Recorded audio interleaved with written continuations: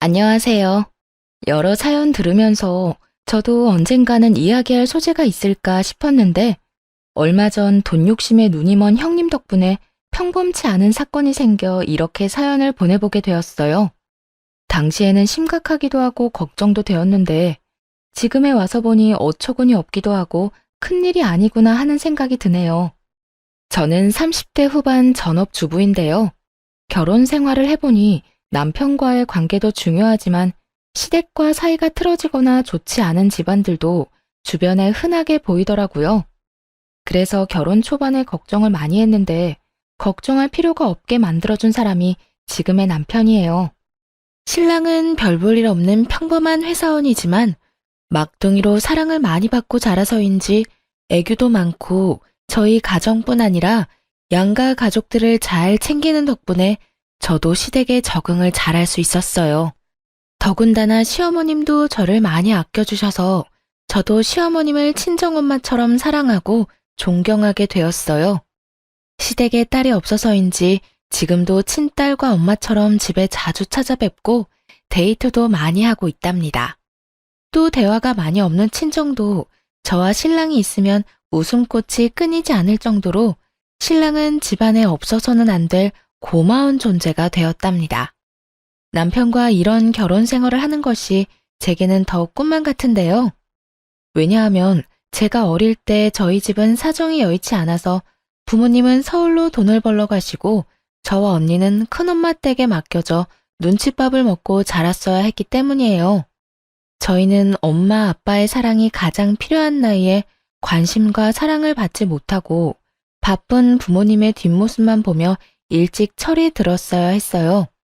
나이에 맞는 모습보다는 늘 어른스러운 척하며 지냈던 날들이 많았던 것 같아요. 큰엄마는 가뜩이나 삶이 힘들고 팍팍한 상황에서 저와 언니까지 맡게 되어 힘에 부치셨던 것 같아요. 그래서 저희 밥상에는 항상 콩자반이나 김 정도만 내어주시고 고기 반찬이나 계란말이 같은 음식은 자기 식구들에게만 몰래 내어주셨어요. 어린 마음에 그게 어찌나 서러웠던지 빨리 어른이 되어서 큰엄마 댁을 벗어나고 싶었어요. 사촌 언니도 저희를 밖에서 만나면 남을 보듯 무시했고 한 번은 거지자매 지나간다 라고 뒤에서 욕하는 것도 들었어요. 어린 마음에 했던 행동이었겠지만 그때를 생각하면 아직도 수치스러운 기분이 들어요. 저희는 화장실을 쓰는 것이나 잠자는 것까지 눈치가 많이 보였는데요. 큰엄마네 식구들이 화장실을 다 쓰고 난 뒤에 저희가 화장실을 쓰거나 등교하는 날은 무조건 새벽에 일어나 가장 먼저 조용히 씻고 나왔어야 했어요. 한 번은 추운 겨울이었는데 난방비를 아끼려 큰엄마네 가족들은 내복에 두툼한 이불을 온갖 방한용품들을 구비하셨는데 저희는 여름에 사용하던 이불을 그대로 써야 했어요. 어린 마음에 어찌나 서럽고 슬프던지 둘이 꼭 붙어 울면서 잠에 들었어야 했고요. 겨울 이불은 비싸니까 저희 자매에게는 줄 수 없으니 있는 이불을 덮으라고 하시더라고요. 지금 와서 생각해보면 어린 아이들에게 너무하셨던 것 같아요. 그렇게 고등학생이 되어 겨우 서울에 자리 잡으신 부모님과 함께 지낼 수 있게 되었지만 내 식구가 살 집과 생활비를 감당하기에는 빠듯하기는 마찬가지였어요. 그래도 큰엄마네 집을 떠나 부모님과 함께 살 수 있게 되어 저희는 너무너무 기뻤어요. 대학에 진학한 후 안 해본 알바가 없을 정도로 끊임없이 알바를 했어야 근근히 학자금을 마련할 수 있었고 가족들이 다 일을 했기 때문에 어릴 때부터 성인이 되어서까지 가족끼리 편하게 밥 한 끼 먹는 일이 거의 없었어요. 미래에 제 가정을 이루게 되면 가족들과 시간을 많이 보내고 사랑이 넘치는 가정을 꾸리는 것이 꿈이 되었어요. 그래서 저는 경제적인 뒷받침이 될 수 있도록 더 열심히 일하고 악착같이 돈을 모았어요. 그러던 중 친구의 소개로 남편을 만나게 되었는데 온갖 고생하며 서럽게 자란 저와는 달리 남편은 누가 봐도 사랑을 많이 받고 자란 막내 아들 티가 났어요. 저랑은 다른 세계의 사람 같던 남편에게 끌려 연애를 시작했고 남편도 생활력이 강하고 싹싹한 제 모습이 마음에 들었다고 하더라고요. 그렇게 약 4년이란 시간 동안 남편과 연애를 했고, 연애 기간 동안 누구보다 사랑받는 여자가 될 수 있게 해주었어요. 그리고 한결같이 저와의 시간도 가족들과의 시간도 소중하게 여기는 남편의 가정적인 모습을 보게 되었는데요. 만약 이 사람과 가정을 꾸린다면 내가 꿈꾸던 가정을 이룰 수 있겠다는 확신이 들어 4년 연애 끝에 결혼을 결심하게 되었어요. 그렇게 결혼을 결심한 뒤 우연히 남편을 소개해줬던 친구를 통해 남편의 집안이 제가 생각한 것보다 훨씬 부유하다는 것을 알게 되었어요. 사실 괜찮은 정도라고는 알았지만 경제력으로 동네에서는 꽤나 유명한 모양이었어요. 그에 반해 저희 집은 그때까지도 살림이 여의치 않아 저의 결혼식까지 부담스럽게 생각하셨어요. 혼수나 예단을 그때 당시에는 지금처럼 생략하는 분위기가 아니었기 때문에 부모님도 걱정이 되셨나 봐요. 엄마는 가난한 집 때문에 딸이 무시당할까봐 많은 걱정을 하셨고, 솔직히 저도 그 부분이 걱정이 되더라고요. 드라마에서 나오는 부유한 집 자식과 가난한 집 자식의 결혼이 떠오르면서 저를 반대하시거나 핍박하시면 어떻게 하나 하는 막연한 두려움이 들었어요. 그래서 남편에게 우리 집안이 남편 집안에 비해 너무 기우는 것 같다며 걱정을 내비치자 남편은 제 생각을 이미 예상하고 있었다는 듯 어릴 때 이야기를 해주었는데 남편이 어릴 때 아버지와 어머니가 이혼하셨고 이후 꽤 오랜 시간 동안 저희 집처럼 형편이 어려웠다는 이야기를 해주었어요. 대령아, 우리 엄마도 우리 때문에 고생 많이 하셨는데 내가 고등학생 때까지만 해도 우리 셋이 바퀴벌레 나오는 단칸방에 살았었어. 옷 말릴 곳도 없어서 빨래를 해도 옷에서 쾌쾌한 냄새가 나더라. 그래서 학교 다닐 때 거지라고 많이 놀림받았었어. 지금은 어머니 덕분에 집이 많이 나아진 거지. 우리 집 얼마 전까지도 힘들었다니까.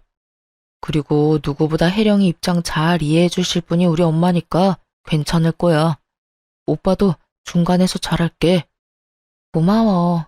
나도 오빠를 믿는데 그래도 내가 괜히 위축되는 건 어쩔 수 없나 봐. 그래, 맞아. 충분히 그렇게 생각할 수 있어. 우리 집도 똑같았다니까. 만약 내가 혜령이 입장이었어도 똑같았을 거야. 너무 걱정하지 말고. 문제가 생기면 서로 의지하면서 해결해 나갈 수 있을 거야. 이제는 혼자가 아니라 둘이잖아. 남편은 어머님이 고생하신 일들에 수확을 거둬서 괜찮은 살림이 되었지만 예전엔 저희 집안과 다를 것이 없었다고 이야기해주며 문제가 생기면 함께 이겨나가자고 약속하면서 불안한 저를 다독여 주었어요. 그리고 결혼하겠다는 말씀을 드릴 때 어머님께 저희 집 사정을 넌지시 말씀드렸고 본인도 그런 시절이 있으셨다며 공감이 된다고 우리가 결혼하게 되면 제가 힘들지 않게끔 배려하겠다는 이야기를 들었어요. 비록 남편에게 건너들은 말이었지만 이렇게 남편을 번듯하게 사랑이 넘치게 키워주신 것을 생각하면 시어머님도 분명 좋은 분일 거라는 생각에 저는 부담을 많이 내려놓을 수 있었어요. 이후 실제로 저희 둘이 재정적으로 힘든 부분은 시댁에서 조용히 도와주셨기 때문에 양가 집안의 분란 없이 무사히 결혼식을 마치게 되었는데요. 결혼식을 준비하는 과정을 통해서도 저는 시댁을 많이 신뢰할 수 있게 되었어요. 그렇게 결혼 후 첫 명절이 찾아왔고 긴장되는 마음으로 저는 시댁으로 향했어요. 남편은 걱정 말고 자기만 믿으라고 해주었지만 시댁 식구들을 정식으로 뵙는 것은 처음이라는 생각에 몸이 굳어 남편의 시덥지 않은 농담에도 웃음이 나질 않았어요. 하지만 걱정했던 것과는 달리 시어머님은 편하게 저를 맞이해 주셨고 갈아입을 옷까지 세심하게 준비해 주실 정도로 저를 신경 써 주셨어요. 혜령아, 처음이라 긴장이 많이 되지? 이거 입으렴. 첫인상 중요하다고 한껏 차려입고 올 텐데 불편할 것 같아서 내가 네 생각해서 사봤는데 마음에 들지 모르겠네. 안 맞는 것 같으면 편하게 말해주렴. 감사합니다, 어머님.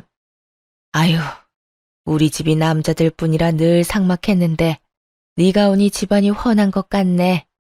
긴장하지 말고 편하게 즐거운 명절 보내자꾸나.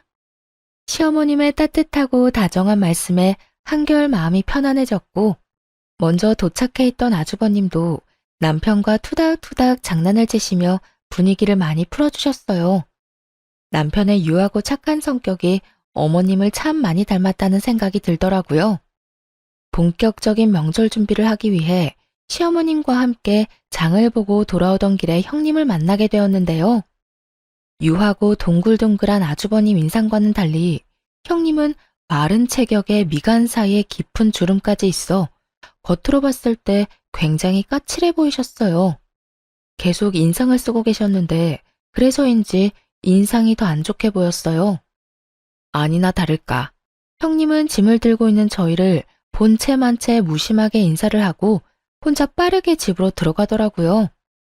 어른이 짐을 들고 계시는데도 무심하게 지나치는 형님을 보고 당황한 저는 시어머님 눈치를 살폈지만 어머님은 크게 개의치 않으신 듯 보였어요. 그리고 명절 준비를 하는 내내 어머님과 제가 고생하는 동안 형님은 일손을 돕는 일 없이 방에만 들어가 있었고 여기저기 바쁘게 통화하는 소리만 들렸어요.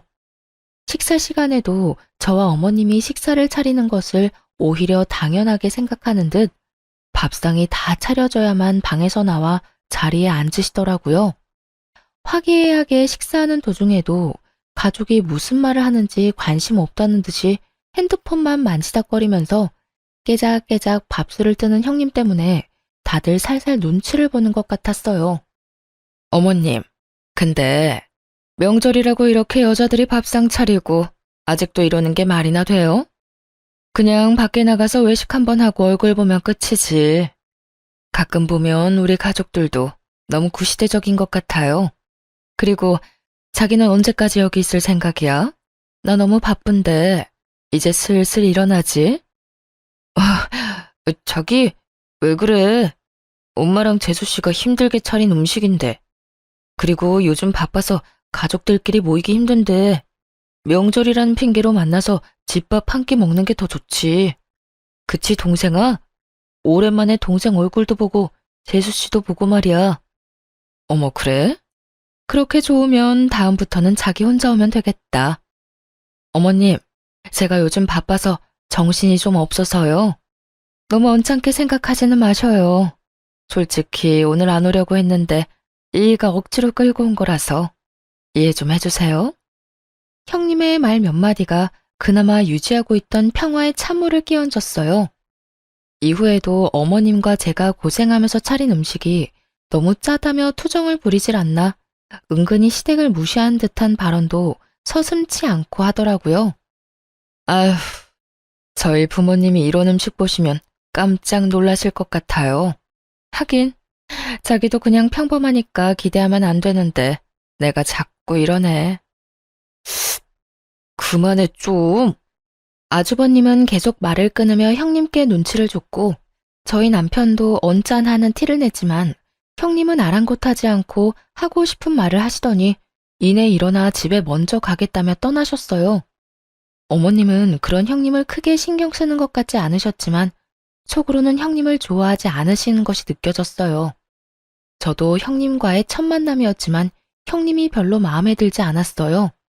어머님께 틱틱거리는 것도 마음에 들지 않았고 여러 사람 기분 상하게 하는 데에 특별한 능력이 있나 보다 하는 생각이 들었죠.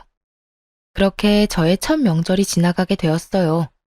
긴장했던 것이 무한할 정도로 시댁 식구들이 저를 편안하게 해주셔서 앞으로는 걱정할 필요가 없겠다는 생각이 들었어요. 어머님도 주차장까지 배웅을 나와주시고 집에서 먹을 반찬이나 음식을 바리바리 싸주셨어요.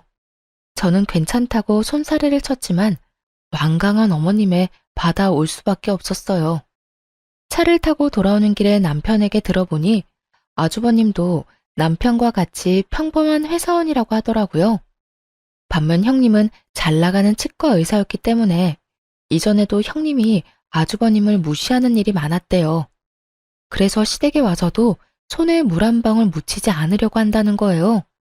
어머님과 남편은 아주버님 입장을 생각해서 형님을 참고 있고 아주버님도 그 상황을 잘 알아서 웬만하면 형님을 집에 잘 데려오지 않으려고 하는데 저희가 결혼하고 보내는 첫 명절이라 얼굴이라도 같이 봐야겠다는 생각에 형님을 억지로 데리고 온 것이었어요. 형님이 떠난 후 아주버님은 어머님께 죄송하고 저희에게도 미안하다고 말씀하셨지만 저희는 오히려 아주버님이 걱정될 뿐이지 마음 쓰지 마시라고 말씀드렸어요.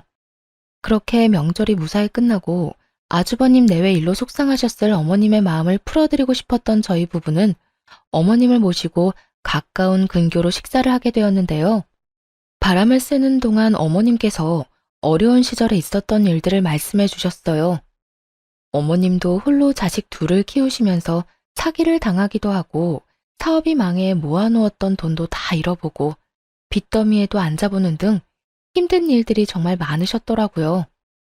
이야기를 듣는 저와 남편의 눈시울이 금세 붉어지자 어머님은 늙은이 이야기 듣고 울지 말라며 지금은 이렇게 번듯하게 아들 둘 키워 잘 살고 있지 않냐며 다 지난 일인데 괜히 이야기를 꺼냈다며 여유롭게 웃으셨어요. 어머님이 겪으셨던 일에 비하면 저의 일화는 아무것도 아니지만 어릴 때 큰엄마네 얹혀 살았던 일들과 집안이 기울어 힘들었던 이야기를 꺼냈고 어머님 눈에도 어느새 눈물이 맺히셨어요. 그러면서 말해주신 말들이 저에겐 참 힘이 되더라고요. 그런 일들이 있을 때 잘 버티면 이상하게 좋은 일이 오더구나. 힘든 일 이후에는 꼭 좋은 일이 오니까 혜령이 너도 앞으로는 좋은 일들만 가득할 거야. 저는 어머님의 말씀에 감동을 받아 참았던 눈물이 왈칵 났어요. 그 대화를 계기로 어머님과 저의 사이는 더욱 가까워지게 되었고 저에게 그날은 어머님께 따뜻한 사랑을 받았던 추억으로 오래도록 기억되는 날이 되었어요. 식사하는 내내 아주버님 내외에 대한 이야기는 꺼내지 않았고 어머님도 굳이 말씀하지 않으셨지만 저희가 부족하게나마 어머님을 위로하고 싶어 한다는 사실을 느끼셨는지 저희에게 고맙다는 말씀을 계속하셨어요. 시간이 지나 형님 해프닝은 잊혀가며 평소처럼 알콩달콩 지냈는데요. 하루는 웬일인지 형님께 먼저 전화가 왔어요. 아주버님과 해외에 나갈 예정이라 그 기간 동안 강아지를 돌봐달라는 부탁을 하려 전화를 했더라고요.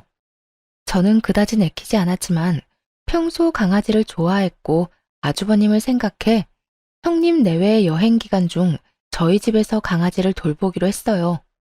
남편과 함께 매일 강아지를 산책시키고 목욕도 시켜주면서 나름 재미있는 시간을 보냈던 것 같아요. 형님 내외가 여행해서 돌아오는 날, 역시나 저희의 예상대로 아주버님 혼자 강아지를 데리러 저희 집에 오셨어요. 오랜만에 뵙는 아주버님과 여행 이야기도 들을 겸 차를 한 잔 내어오는데 아주버님께서 형님과 이혼을 하고 싶다는 말씀을 조심스럽게 하셨어요. 나 정말 아내랑 이혼하려고. 재수 씨는 앞에서 이런 이야기해서 부끄럽네요. 아주버님, 그런 말씀 마세요. 서로 맞지 않으면 이혼하는 거죠. 요즘 세상에 그런 게 부끄러운 일인가요? 오히려 합리적이고 좋은걸요. 그렇게 말해주니 고맙네요. 민호야, 네가 결혼을 참 잘했다. 나는 아내 때문에 어머니께 걱정만 끼쳐드린 것 같은데 재수 씨는 항상 우리 어머니께도 너무 잘해주시고 우리 민호한테도 잘하고 항상 고마워요, 재수 씨. 별 말씀을요. 시댁에서 너무 잘해주셔서 오히려 제가 감사한걸요. 아주버님은 형님과 더 이상 같이 사는 것은 의미가 없는 것 같아 여행 중에 이혼을 요구했지만 형님은 아주버님과 이혼을 하지 않겠다고 했대요. 그 이유는 다름 아닌 돈 때문이었는데요. 시댁이 부유하다는 것은 알았지만 실제로 시어머님은 꾸준한 부동산 경매로 자산을 불려오셨고 가지고 계신 부동산만 수십 채라고 들었어요. 상가 건물만 5채가 넘는다는 이야기를 들었지만 구체적으로 자산의 규모가 어느 정도인지는 정확히 알지 못했는데요. 이 사실을 대략 알고 있던 형님도 시어머니가 돌아가시게 되면 어머님 유산이 대부분 아주버님께 올 것이라고 생각했고 유산을 받은 이후에 이혼하게 되면 위자료를 한 푼이라도 더 받을 수 있을 거라는 생각에 이혼하지 않겠다고 버티고 있는 것이었어요. 평소 형님이 가정주부인 저를 무시하는 이유도 별 볼 일 없는 가난한 집안 출신이기 때문에 애초에 어머님 성에 차지 않을 것이라 생각했기 때문이었어요. 그 사실을 알게 된 저희 신랑은 화가 머리끝까지 차올라 당장이라도 형님 병원에 찾아가 당장 이혼하라고 말하겠다며 난리쳤지만 아주버님과 형님의 일이니까 우리가 선뜻 나서지 말자고 말려 겨우 마음을 가라앉혔어요. 결혼한 지 1년 정도 되어갈 즈음 감사하게도 저희에게 아이가 생겨 사이가 더 돈독해졌지만 아주버님 내외는 사이가 더 나빠져 아예 따로 살고 계신다는 이야기를 듣게 되었어요. 출산을 하고 얼마 지나지 않았을 때 친정엄마가 유방암 판정을 받으셨다는 연락을 받게 되었어요. 아이가 태어난 지 얼마 되지 않았던 상황이었고 가뜩이나 외벌이라 넉넉지 않았던 저희 살림에 수술비를 감당하는 것은 무리였어요. 수술비뿐 아니라 엄마 병원도 제대로 찾아가기 힘든 상황이었기에 가슴이 턱턱 막혔어요. 저는 무직자 대출이라도 받아보려고 아이를 돌보면서도 여기저기 알아보았지만 갓 태어난 아이를 돌보는 일도 벅차 너무 막막했어요. 평소와 달리 걱정 어린 제 얼굴을 보게 된 남편은 저에게도 아이 말고도 다른 일이 있다는 것을 금세 알아차렸고 남편의 설득 끝에 엄마가 유방암 판정을 받았다는 이야기를 털어놓게 되었어요. 사실 우리 엄마 유방암이래. 나 너무 걱정돼. 나이도 있으시고 혹시나 수술 잘못되면 어떡하지?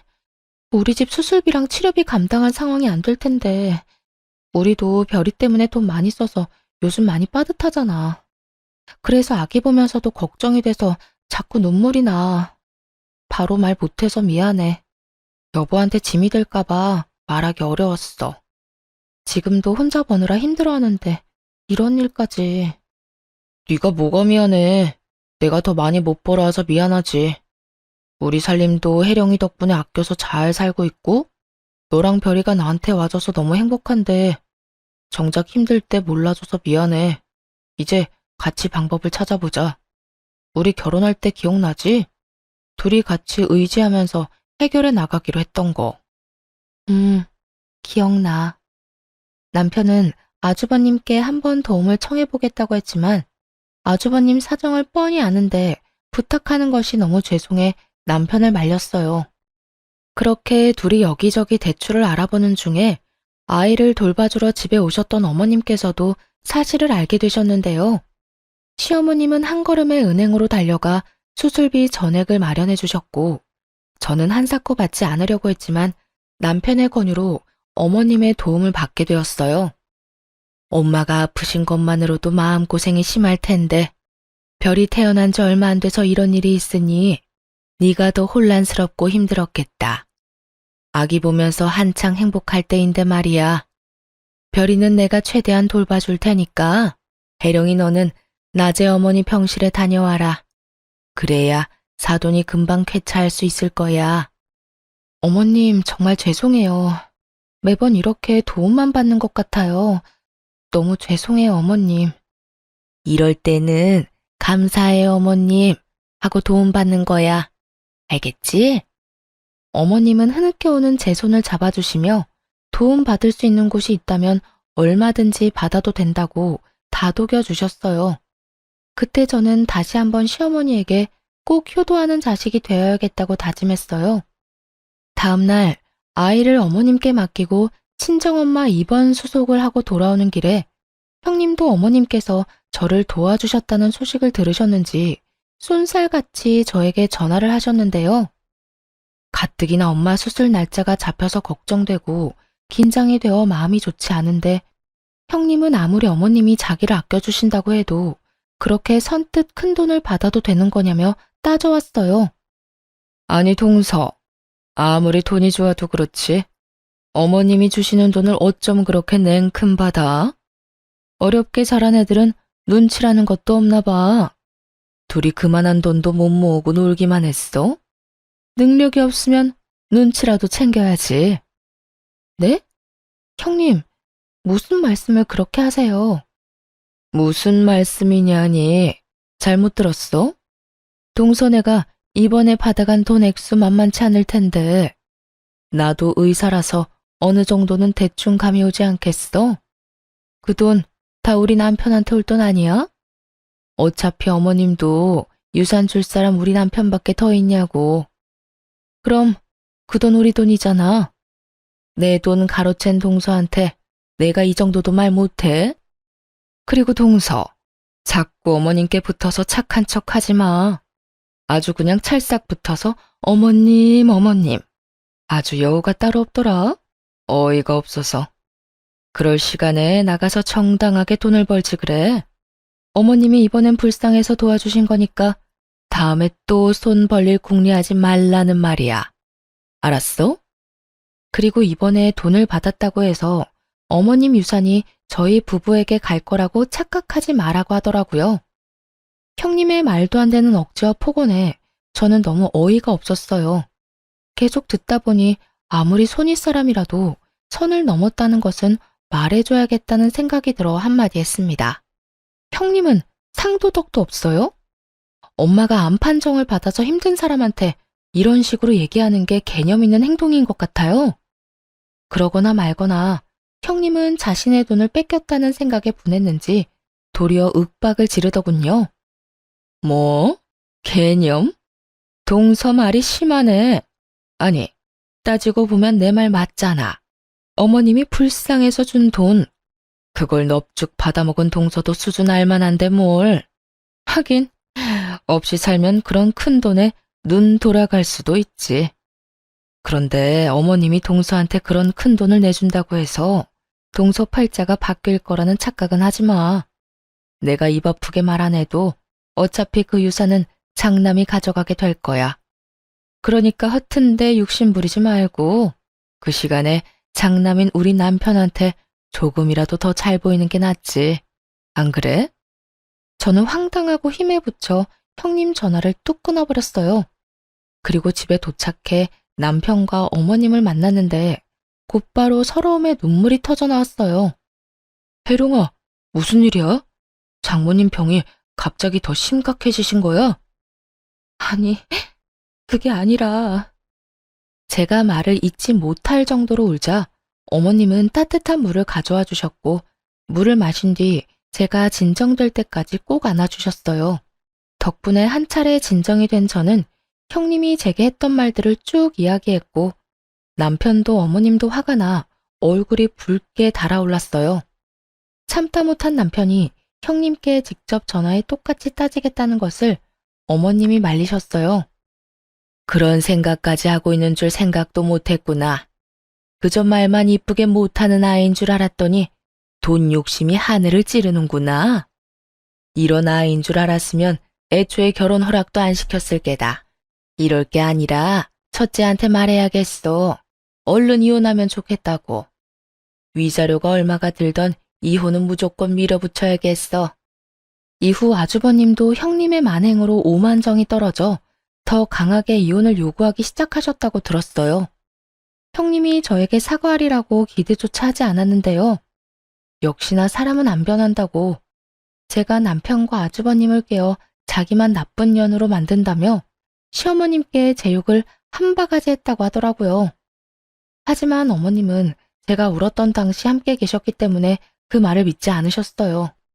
시어머님 도움으로 엄마 수술이 잘 끝나고 저도 낮에는 아이를 맡기고 병간호를 꾸준히 하며 안정기에 접어들었을 무렵이었어요.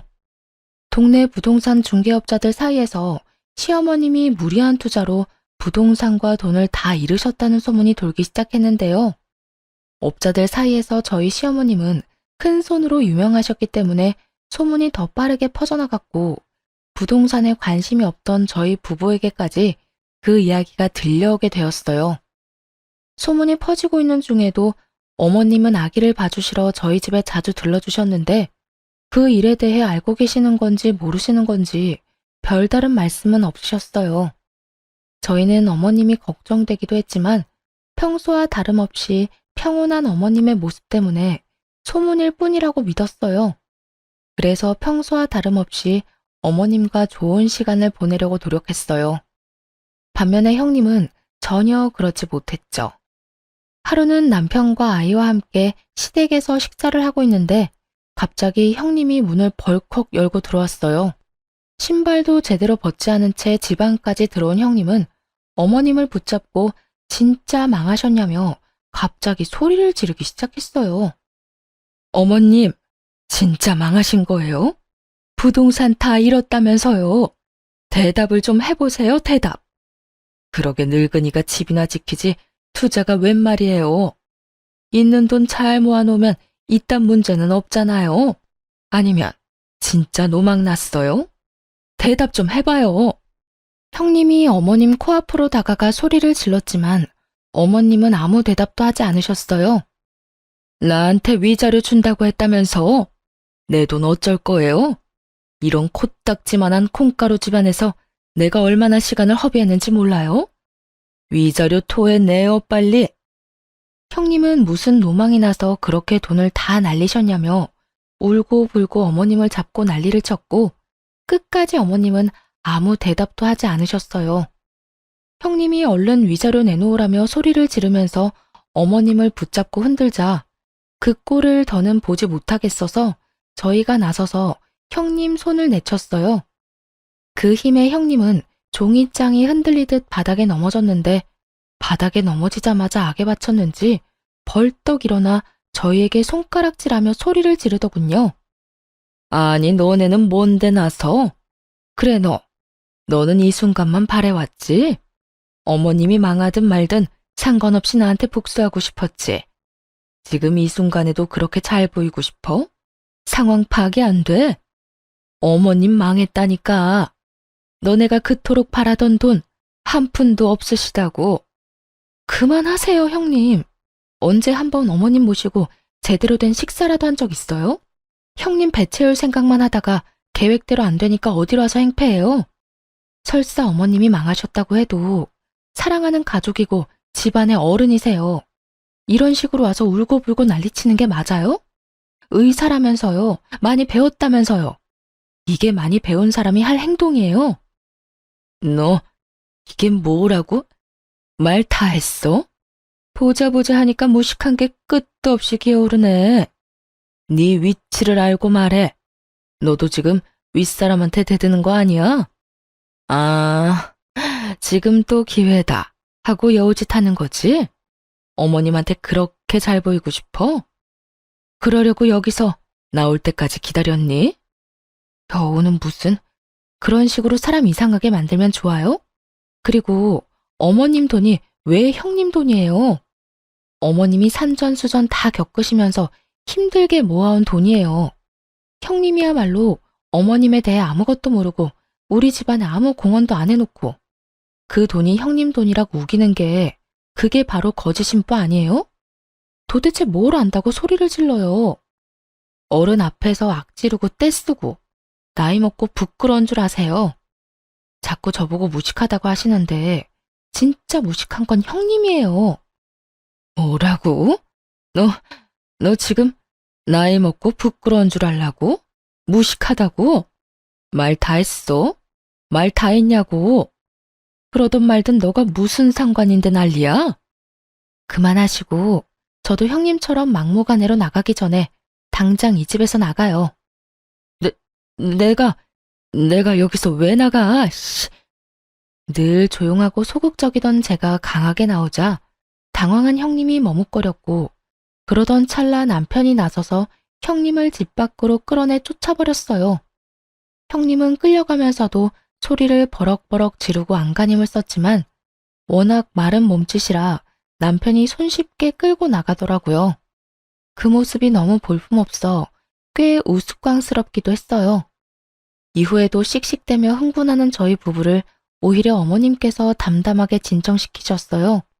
어머님은 아주버님이 괜히 속만 끓을 테니 형님이 왔었다는 것을 알리지 말라고 하셨지만 저희는 아주버님도 아셔야 문제를 해결하실 수 있다고 어머님을 설득해 아주버님께 있었던 상황을 알려드렸어요. 아주버님은 그 길로 이혼 소송에 들어가셨고 오히려 위자료를 받고 이혼을 하시게 되었는데요. 형님이 시댁 욕을 하고 저와 어머님을 무시하는 통화 내용을 몰래 제가 모두 녹음했을 뿐 아니라 형님이 시댁에 찾아와 난리를 친 내용도 녹음하고 있었기 때문에 손쉽게 증거로 낼 수 있었어요. 그리고 더욱 가관이었던 것은 형님이 아주버님 몰래 바람을 피며 다른 곳에 살림을 차려놓았던 사실인데요. 저희 부부가 초대를 받아 갔던 지인의 아파트 주차장에서 형님이 다른 남자와 팔짱을 끼고 들어가는 것을 보게 된 것이었어요. 저희는 형님이 바람을 핀다는 것을 직감했고 아주버님이 위자료를 주고 헤어질 게 아니라 위자료를 받고 이혼해야 한다고 생각했어요. 그 뒤로 지인에게 자초지종을 설명하고 형님이 보일 때마다 몰래 사진을 찍어달라고 부탁했어요. 아파트에 둘이 같이 거주하고 있는지 동거 여부도 확인하며 증거를 차곡차곡 모았어요. 그래서 어머님을 설득해 아주버님께 말씀드린 거였어요. 이제 이혼할 수 있는 모든 증거를 모았다고 생각했거든요. 덕분에 아주버님은 위자료를 받고 이혼할 수 있게 되었답니다. 결국 위자료 한 푼 받지 못하고 도리어 돈을 주고 이혼하게 된 형님은 이후에도 시댁에 여러 번 찾아와 행패를 부렸는데요. 그때마다 저희 부부와 아주버님이 어머님과 함께 지내며 속 시원하게 형님을 내쫓았어요. 그 당시에는 거의 시댁에 똘똘 뭉쳐 함께 지냈던 것 같아요. 어머님을 지키는 보디가드가 된 것 같아 한편으로는 재미있기도 했어요. 어머님은 그때도 형님을 크게 개의치 않으셨는데 온갖 고생을 다 겪으셨던 어머님께는 형님 사건은 그저 작은 사건 중 하나였던 것 같아요. 하지만 아이도 돌아가며 돌봐주셨기 때문에 저도 조금은 편안했고 이렇게 가족이 한데 모여 지냈던 경험이 거의 없다 보니 새롭고 행복하기도 했어요. 어쩌면 어머님께서 제게 살을 부대끼며 함께 지내는 가족을 경험하게 해주시고 싶어 일부러 형님을 핑계 삼아 저희를 함께 있게 해주셨나 하는 생각도 요즘은 들어요. 물론 어머님께서 저희를 불러 같이 지내자고 하신 게 아니라 저희가 막무가내로 어머님 집에 얹혀 살았던 거였지만요. 누가 누굴 지킨 건지 지금 와서 생각해보면 철없는 자식들을 어머님이 지켜주신 거였네요. 이후 형님이 운영하던 치과에서 형님이 두 집 살림을 했었다는 사실과 이혼 전에 시어머님께 찾아와 했던 폐륜적인 행동에 대해 소문이 퍼지게 되어 더 이상 일하는 게 어려워졌다고 해요. 지역 텃세를 버티지 못한 형님은 결국 다른 곳으로 이사를 가게 되었다는 소식까지 듣게 되었어요. 형님은 이혼도 당하고 일도 제대로 하지 못하는 지경이 되었지만 저희 가족은 형님 사건을 계기로 오히려 하나로 뭉치게 되었답니다. 한참 시간이 지나 평소와 다를 것 없이 저희 집에 아이를 보러 놀러 오셨던 어머님이 거액의 돈이 들어있는 통장과 저희 이름으로 명의가 변경된 부동산 서류를 들고 오셨는데요. 놀랍게도 어머님께서 저희에게 주는 선물이라고 말씀하셨어요. 저희 명의로 된 아파트 이름을 본 저는 너무 놀라서 가슴이 쿵쾅쿵쾅 뛰었어요. 그 아파트는 제가 늘 살고 싶었던 좋은 입지에 있는 대장 아파트였고 통장 안에 찍혀있던 금액도 살아생전 한 번도 보지 못한 액수였어요. 얘야, 그렇게 놀랍니? 아주 눈이 휘둥그레졌구나. 어머님, 어떻게 이렇게 큰 돈과 아파트를, 그것도 저희 명의로요. 사실 내가 한동안 부동산 업자들한테 소문을 좀 냈었다. 내가 망했다는 말은 첫째 며느리 때문에 일부러 낸 소문이었어.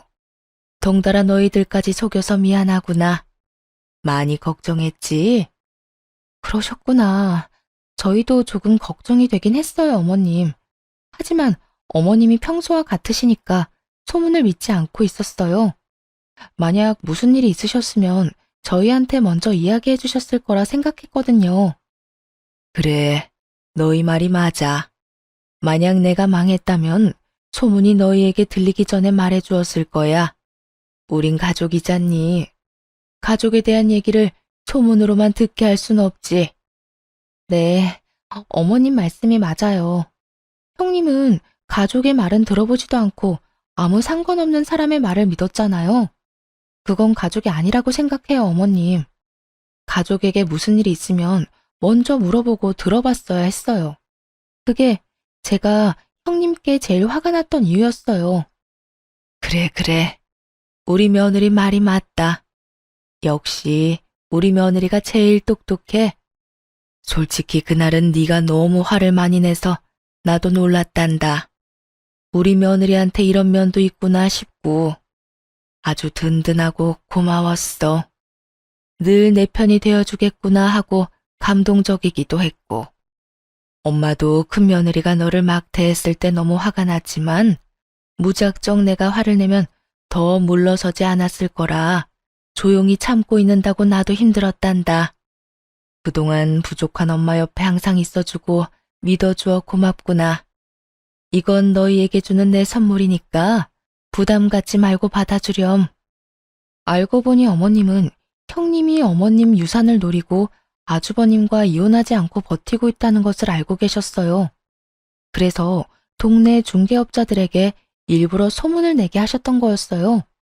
그동안 투자가 망한 게 아니라 오히려 더 잘 되고 있던 상황이셨대요. 어머님은 저희 부부에게 그동안 사실대로 이야기하지 못해 미안하다고 하시며 아무 말 없이 믿어주고 옆에 있어줘서 고맙다는 말씀을 하셨어요. 저희는 절대 받을 수 없다고 말씀드렸지만 어머님이 너무 완강하셨던 탓에 결국 감사히 받게 되었어요. 그 뒤로도 어머님은 생각지 못한 금액의 돈을 종종 저희에게 베푸셨어요. 받지 않겠다고 해도 워낙 의견이 강하셔서 받긴 받았는데요. 값진 돈 절대 낭비하지 말자고 생각해 그 돈을 차곡차곡 모아두었죠. 그리고 좋은 기회가 생겨 월세를 받을 수 있는 소형 건물까지 매입하는 데 성공했네요. 덕분에 저희 생활비 외에도 어머님께 넉넉한 용돈을 드릴 수 있는 수준이 되었어요. 어머님께서 저희 쓰라고 주신 돈이지만 그것을 마냥 저희를 위해서만 쓰기보다 늘 도움을 주셨던 어머님께 돌려드리고 싶은 마음이 컸거든요. 다행히 열심히 투자 공부를 하고 발로 뛴 덕분에 어머님께 효도를 할 수 있게 돼서 요즘 너무 감사하고 행복해요. 그리고 형님이 지방에 있는 작은 병원에서 겨우 입에 풀 칠할 정도로 생활하고 있다는 소식을 건너 듣게 되었죠. 되도 않는 욕심만 부리다가 모든 것을 잃고 쫓겨난 형님의 끝을 보면서 어려운 환경에서도 헛된 욕심을 품지 않고 살아온 제 자신에게 감사함을 느꼈어요. 저희 부부는 새로운 마음으로 어머님이 주신 아파트로 이사를 했어요. 저희 집이 생기다니 아직도 믿기지 않지만 이곳에서 우리 세 식구 사랑 넘치게 살아보려 해요. 그리고 여전히 시댁 식구들과는 화목하게 지내며 재미있는 나날을 이어가고 있어요. 얼마 전에도 다 같이 모여 맛있는 음식과 영화를 보며 시간을 보냈는데요. 아주버님 농담에 저희 남편의 애교, 아이가 쑥쑥 크는 모습까지 저희는 시간 가는 줄 모르고 웃고 떠들면서 보냈답니다. 지금은 경제적인 것보다 제가 꿈꾸고 바래왔던 따뜻하고 사랑이 넘치는 가정을 이루게 된 것이 저에게는 가장 큰 선물이 아닐까 생각해봐요. 생각해보니 어머님이 저에게 하셨던 말씀처럼 힘든 시기 후에 좋은 일이 찾아왔네요. 여러분도 힘든 시간을 보내고 계신다면 곧 좋은 일이 올 거라고 말씀드리고 싶어요. 긴 사연 들어주셔서 감사합니다. 모두 사랑하는 가족들과 행복한 시간 보내시길 바래요.